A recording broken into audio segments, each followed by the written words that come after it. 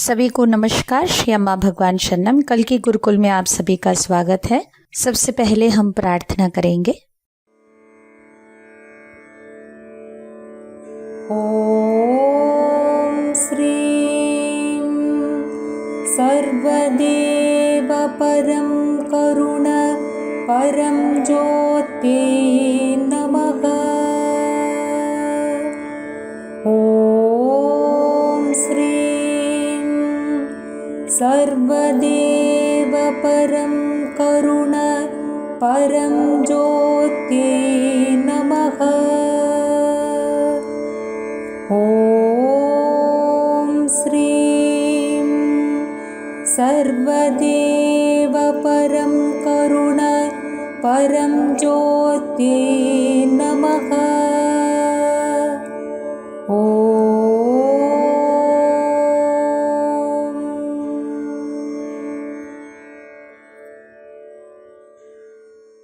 धीरे से आंखें खोलिए।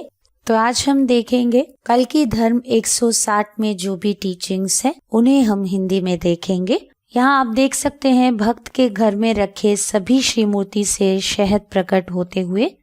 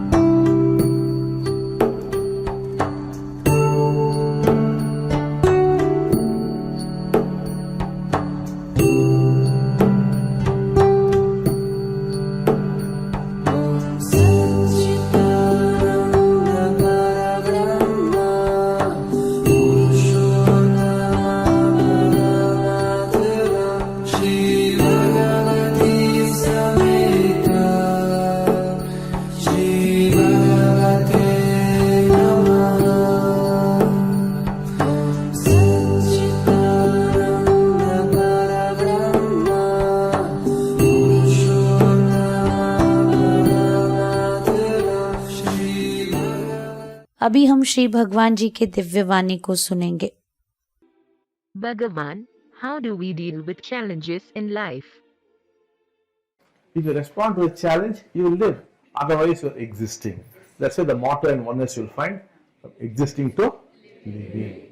So, there's no question of your ever being free of a challenge. It will always come. If you respond to it, it is living. Otherwise, there's only death. So, no challenge, you're dead. You're gone. You have to face the challenge. You can't escape that. It's structured like that. The animal or plant or human being, challenges, challenges, challenges. It's also same for universes. Galaxies eat of galaxies. Stars eat of other stars. You can see that. So all the things are happening. So you must engage with life. Oneness is all about engaging with life. Not running away from life. There's no hope for you at all. प्रश्न, हमारे जीवन के चुनौतियों को हम किस तरह deal करना चाहिए? जब ये प्रश्न पूछा गया, श्री भगवान जी ने उत्तर दिया, अगर आप अपने जीवन के चुनौती को प्रतिक्रिया देते हैं तब आप जीवित हैं, अन्यथा आप केवल उपस्थित हैं। इसीलिए वननेस में कई बार आप लिखा हुआ देखते हैं, वननेस एग्जिस्टिंग टू लिविंग। ऐसे कोई प्रश्न ही नहीं कि आपके जीवन में आप कभी चुनौतियों से मुक्त हो जाएंगे। ये हमेशा ही रहेगा। अगर आप अपने जीवन के चुनौतियों को प्रतिक्रिया दे रहे हैं तो आप जीवित हैं, अन्यथा वो मृत्यु समान है। अगर चैलेंज ही नहीं रहा तो आप मृत्यु समान हो जाएंगे, आप कहीं के भी नहीं रहेंगे। इसीलिए आपके जीवन में हर चुनौती का सामना आपको करना है। उससे पलायन करने के लिए ये जीवन नहीं बना है। कोई भी जीव, जंतु, पक्षी, पौधा या मनुष्य, हरेक को अपने अपने स्तर पर अलग अलग चैलेंजेस, चुनौतियों को सामना करना पड़ता है, जबकि ये गैलेक्सीज के साथ भी होता है। एक गैलेक्सी दूसरे गैलेक्सी को खा लेता है, एक नक्षत्र दूसरे नक्षत्र को खा लेता है। इसे आप देख भी सकते हैं। तो आज आपके जीवन में जो कुछ भी चल रहा है उसके साथ आपको मग्न रहना चाहिए। वनस में जो भी आपको पढ़ाया जाता है सब कुछ ही जीवन के साथ मग्न होने के बारे में है, एंगेजिंग विथ लाइफ, ना कि जीवन से पलायन कर जाना। अगर ऐसे आप करते हैं तो आपके लिए कोई भी आशा नहीं रहेगा। अभी हम मुक्ति पाए हुए व्यक्ति कैसे रहते हैं देखेंगे। The awakened one neither suppresses nor ignores, neither resists nor justifies what is there, inside or outside, but merely is aware of the what is. मुक्ति पाए हुए व्यक्ति ना दबाते हैं, ना उपेक्षा करते हैं, ना प्रतिकार करते हैं, ना मूल्यांकन करते हैं जो भीतर या बाहर है, लेकिन जो है उसके बारे में वे सचेत होते हैं। मुक्ति पाए हुए व्यक्ति हमेशा एक सचेतनता की स्थिति में रहते हैं और किन चीजों को लेकर वो सचेत होते हैं, उनके भीतर जो चल रहा है, जो है उसे हम व्हाट इज कहते हैं। फिर चाहे वहाँ पर क्रोध आ सकता है, ईर्ष्या आ सकता है, घृणा की भाव आ सकता है, जो कुछ भी चल रहा है उसे वो दबाते नहीं, उसे वो कहीं छुपाते नहीं, ना ही उसे उपेक्षित करते हैं, ना ही उन्हें प्रतिरोध करते हैं। उसके बारे में कोई स्पष्टीकरण देना, ना उसको समर्थन करना, कुछ भी नहीं करते। उनके आंतरिक दुनिया में जो जैसा है उसे वैसे ही वो सचेत होते हैं। अभी हम टाइमलेस इनसाइट्स को देखेंगे। Expectation when not fulfilled is pain. Expectation when fulfilled is pain. The process of expectation itself is pain. Sri Bhagavan.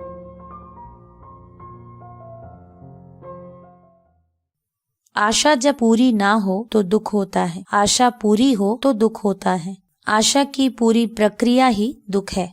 बाहरी दुनिया में आशा करना एक जरूरत होता है। अगर आपको कुछ भी हासिल करना हो तो आपको आशा करना चाहिए, जबकि आंतरिक दुनिया में प्रेम की आशा करना, अपने रिश्तों में या अपने आंतरिक दुनिया में ये हो जाना है, वैसे हो जाना है, ये सभी आशाएं कभी आप पूरी तरह से प्राप्त नहीं कर सकते। इसीलिए हर कोई अपने जीवन में भीख मांगने की एक पात्र लेके घूम रहे हैं। कोई चुप रह के कर रहे हैं, कोई उसे दिखा रहे हैं। हर कोई अपने जीवन में मांग रहे हैं, मगर देंगे कौन? साधारण रूप से जब हमारे आशाएं अपूर्ण होते हैं वो हमारे भीतर निराशा, आघात, घृणा और कुंठा को बढ़ा देता है। विचित्र बात यह है कि कभी आपके आशाएं पूरी हो भी जाते हैं तब भी आप दुखी ही होते हैं। उसके बाद भी आपको बोर लगने लगता है कि वही प्रेम की बातें भी आपको पुराने लगते हैं, उसमें कोई पहले जैसा थ्रिल या आनंद नहीं लगता। इसलिए आपको लगने लगता है कि शायद कहीं पर कुछ गलत चल रहा है और उसको आप खोजना शुरू करते हैं। किंतु हमें जानना उचित है कि आशा करने की पूरी प्रक्रिया ही दुख और पीड़ादायक है। इसीलिए जीवन एक लंबे प्रतीक्षा की एक प्रयाण है, जहाँ पर आप सभी अपने भीतर की शून्यता को खत्म करने की इंतजार में है। अगले भाग में हम देखेंगे भगवान के पास देने के लिए अनंत सागर है, आप चम्मच लेकर मत आए। ईश्वर को हम भक्त पराधीन यथोक्तकारी करके मानते हैं, जो भक्तों के ऊपर निर्भर है और भक्तों के अधीन में है। भक्त जैसे अपने भगवान को चाहेंगे, जिस धारणा से भगवान को वो खोजेंगे, वो उनके लिए वही बन जाते हैं। आपके जीवन में आप कितना अधिक अनुग्रह प्राप्त करते हैं वो आपके ईश्वर के प्रति धारणा और आविष्कार के ऊपर निर्भर करता है। आप कैसे हो, आपके मुताबिक आपके जीवन में सब कुछ आप प्राप्त करते हैं। बहुत सारे भक्त हैं जो अम्मा भगवान उनके लिए सब कुछ है, तो उनके घर में अम्मा भगवान प्रत्यक्ष होते हैं। जो भी भोग चढ़ाया जाता है उसे अम्मा भगवान ग्रहण करते हैं। उनका विश्वास वैसा है। जबकि कुछ लोगों के मन में ये कैसे संभव है, ऐसा एक संदेह लेकर रहते हैं, जिससे उनके जीवन में समस्याएं बड़े आ सकते हैं। किंतु जो भक्त है उनके लिए समस्या बड़ा या छोटा नहीं होता, क्योंकि समस्या बड़ा या छोटा हमारे अपने दृष्टिकोण में है। ईश्वर का अनुग्रह अनंत सागर है। आप जैसे इस अनुग्रह को पाने की इच्छा रखते हैं, विश्वास रखते हैं और जिस प्रकार की मान्यताएं आपके हैं, वैसे ही आप इस अनुग्रह को प्राप्त करते हैं। कोई समंदर के किनारे किनारे बैठकर खोल या शंख को खोज रहे हैं, और कोई थोड़ा आगे बढ़कर मछलियों को ढूंढ रहे हैं, और कोई समंदर के गहराई में जाकर मोतियों को ले आ रहे हैं। ईश्वर आपको अनंत सागर दे सकते हैं, किंतु आप चम्मच लेकर मत आइए। अगले टीचिंग देखेंगे। केवल हृदय प्रेम कर सकता है। जब हृदय प्रेम करता है उसके लिए कोई कारण नहीं होती। जब तक हृदय विकसित नहीं होता तब तक अगर कोई आपको कारण रहित प्रेम दे भी दे, आप उसे विश्वास भी नहीं कर सकते, क्योंकि आपके अंदर कहीं गहराई में एक शून्यता, एक वैक्यूम है, जिससे आपको लगता है कि आपको कोई प्यार कर ही नहीं सकते। भले ही आपके ऊपर कितने भी प्रेम की वर्षा क्यों ना हो, तब भी आपके भीतर की शून्यता नहीं जाता। वहाँ आपको पर्याप्त प्रेम प्राप्त हुआ ऐसे आप महसूस नहीं करते, क्योंकि आपके भीतर की वैक्यूम, वॉइड, जो भी खालीपन है, जो शून्यता है, वो ऐसे ही है। इसीलिए आपके भीतर प्रेम को खोने की एक डर लगा रहता है। प्रेम को पाने की आवश्यकता हमेशा ऐसी ही है। इसीलिए आपके हृदय को विकसित होना है। जब वो होता है उसे प्यार करना आता है। जब आप अपने भीतर कारण रहित प्रेम को अनुभव करते हैं, आपके भीतर की खालीपन खत्म हो जाता है। याद रखिए, प्रेम हृदय का संपत्ति है। अभी हम चमत्कार देखेंगे। My name is Annemie van de Water. I'm from Belgium. I'm in this Dharma since 2007. I had a very clear intent at the time I received my very first Diksha. However, while receiving Diksha, I did not feel anything. I did not see anything. I did not hear anything. So internally, I decided this doesn't work for me. But the very next day, more than 5 unexpected things happened. These were all related to my intent before the Diksha was given. I resolved, wow, if this worked for me, who am I to keep this with myself? I want to share this with as many people as possible. Before I met Sri Kalki Amma Bhagavan, I always had the feeling of not being good enough, which led to an outer search for approval, gave me conflict, suffering, disappointments, unmet expectations, etc. This has stopped completely. I feel more connected to myself. Listen to my body, my heart, my Sri Kalki Amma Bhagavan, and act upon that. There is a continuous appreciation for nature, children, for the way people express themselves without any condemnation. There is only witnessing. A huge depth of silence is always inside me, like a calm sea with waves going back and forth. There is peace, silence, and a flow in everything. It all happens by itself, and prayers get answered sometimes even before asking. Sri Kalki Amma Bhagavan are taking such a good care of our health, wealth, and there is a magnificent relationship between me and my family now. I always had the most difficult relationship with my mother. For many years, issue came up, and luckily I applied Sri Kalki Amma Bhagavan's teaching to always look inside and heal the unresolved charges.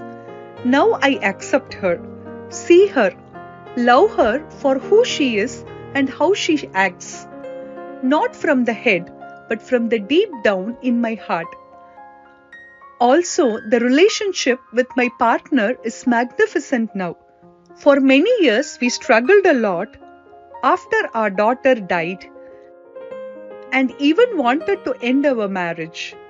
But Sri Kalki Amma Bhagavan really saved us, saved our marriage, and brought back the love, joy, and laughter between us.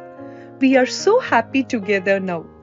Daily life is one big flow of wonder, calmness, joy, connection, love, grace, etc. The ordinary has become so extraordinary. Thoughts are still there, but very, very few. I'm forever grateful to our divine parent Sri Kalki Amma Bhagavan for granting us so many healings and helping people in such a big transformative way. They live in my heart, in our house, protect me and my family, help us, heal us, enlighten us, and I wish everyone on this planet to live in connection, love, joy and peace. Forever grateful and at the lotus feet of Shri Kalki Amma Bhagavan. चमत्कारों को दूसरों के साथ बांटने से हमारे जीवन में चमत्कार और भी बढ़ते रहेंगे। अभी चलिए सभी आंखें बंद रखते हुए आज आपने जो भी ज्ञान प्राप्ति की है, अभी आंखें बंद रखते हुए मनन करें।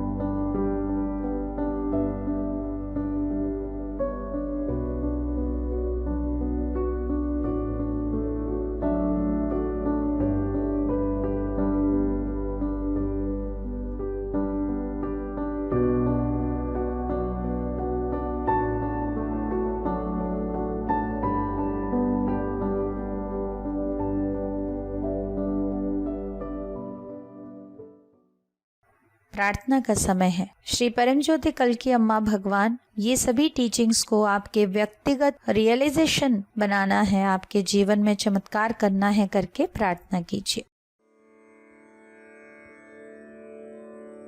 ॐ श्रीं सर्वदेव परं करुण परं ज्योते नमः। ॐ श्रीं सर्वदेव परं करुण परं ज्योते नमः। ॐ श्रीं सर्वदेव परं करुण परं ज्योते नमः।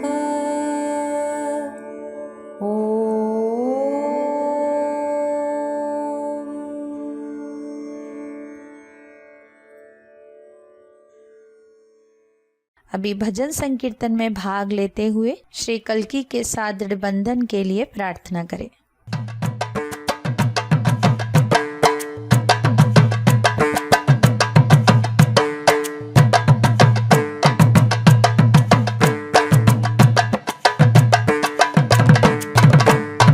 ಮೂಡಿ ಮಾಡೋ ನೋಟ ಕಂಡೇನಾ ಸತ್ಯಲೋಕದೊಳಗೆ, ಮೂಡಿ ಮಾಡೋ ನೋಟ ಕಂಡೇನಾ ಸತ್ಯಲೋಕದೊಳಗೆ, ಮೂಡಿ ಮಾಡೋ ನೋಟ ಕಂಡೇನಾ ಸತ್ಯಲೋಕದೊಳಗೆ, ಮೂಡಿ ಮಾಡೋ ನೋಟ ಕಂಡೇನಾ ಸತ್ಯಲೋಕದೊಳಗೆ।